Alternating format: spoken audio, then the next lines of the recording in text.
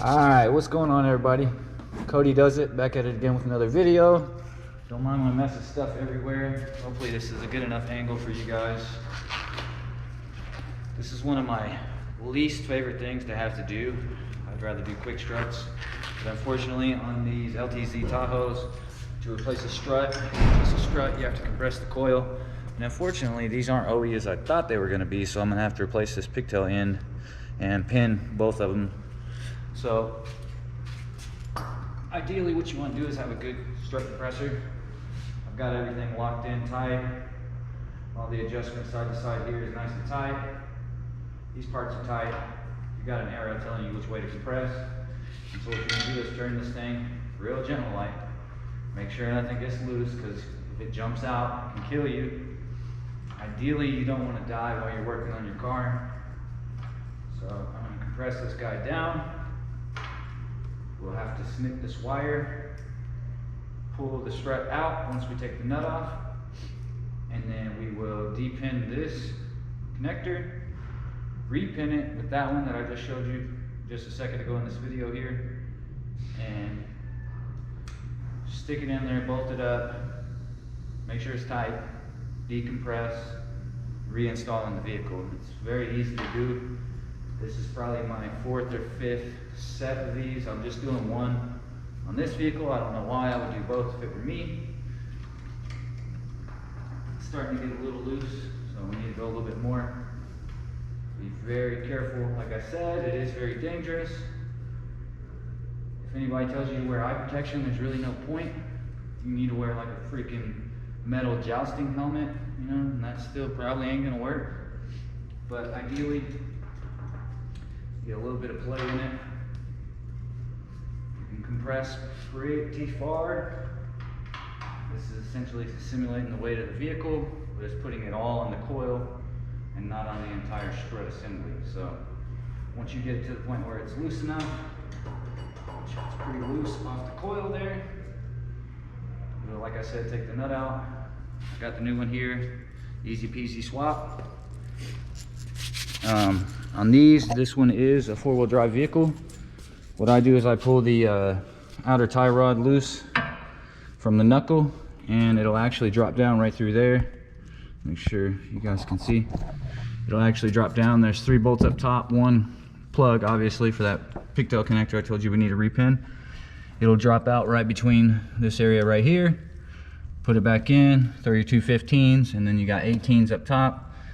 Easy peasy. I mean, it pays what, 1.5 hours, something like that.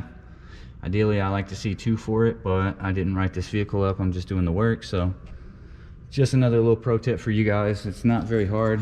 I mean, there's a lot more to it than what it looks like, but it's not that difficult, to be honest with you. So as always, like, comment, subscribe. I just want to make a little clip for you guys. I wanted to do it in the past for the ones that I've done, but today's the day, so we're taking care of it, get it done. I got 4 tires and some filters, a couple little things, and this bad boy will be done. So as always, like I said, like, comment, subscribe, and I'll see you guys on the next one. Thanks for watching. Bonus clip to this video. I'm talking to myself. I got the strut out of here. If you can see, the strut has no little ring right here for the coil, so a good way to check, look at the other side. Usually there's a rubber or a plastic bushing, some kind of isolator to reduce metal on metal noise. So I come over here to this other side, and you can see clearly there's a little white ring. I can get my light and show you, but it's pretty obvious. So there's a little white isolator ring. So we're gonna have to order that. It's like a $5–10 part. We'll be able to finish it tomorrow, but unfortunately I got the wrong rear shock as well. They make 3 different versions of this. There's the air ride with the airline, and then there's also the air ride with the, it's like some kind of leveling system or some sensor for the leveling system, and you've got a little pigtail up in here that's connected. So we had to reorder this shock, and other than that you just got a standard shock, no air, nothing. This being an LTZ model, it's going to be top of the line and have all the goodies. So I like to pull the fender liner out of these. Oh look, my light's still over here on. So here is the pigtail I was telling you.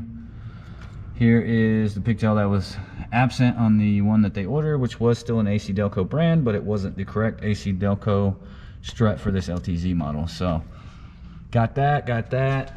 And yeah, so we're not gonna be able to finish this car today. I will get the tires and everything else done, all the little whim wham shim sham BS stuff, and then we'll get that isolator. It will sit here in this, but the isolator will sit in between the bottom of this spring here and there, so you don't have metal on metal clanging, which it's going to be tight. It really won't make much noise, but ideally I try to do the best job that I can.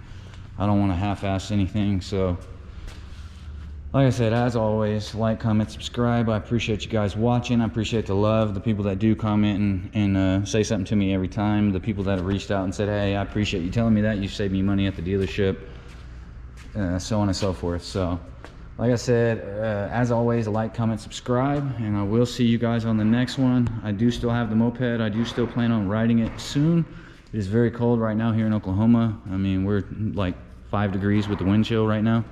So we'll be back on it soon, and I hope to have a supermoto. I still do have that Suzuki over there that I need to do something with. I'd like to put the engine on a go-kart, but there's the dealership. Sorry about the dirty window, but I'll see you guys on the next one. Peace.